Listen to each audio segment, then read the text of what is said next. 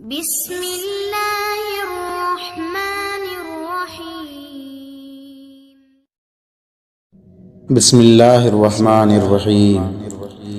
حضرت عبداللہ ابن عمر رضی اللہ تعالیٰ عنہ روایت فرماتے ہیں کہ ایک شخص نے نبی اکرم صلی اللہ علیہ وسلم کی خدمت میں آ کر کے سوال کیا، ای الاسلام خیر، اے اللہ کے رسول بتائیے سب سے بہترین اسلام کون سا ہے؟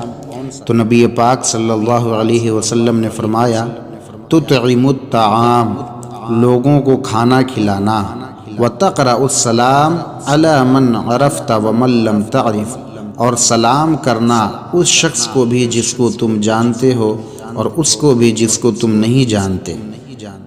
ایک اور حدیث میں ہے کہ نبی اکرم صلی اللہ علیہ وسلم سے ایک شخص نے سوال کیا، ای المسلمین خیر، اے اللہ کے رسول بتائیے سب سے اچھا مسلمان کون ہے؟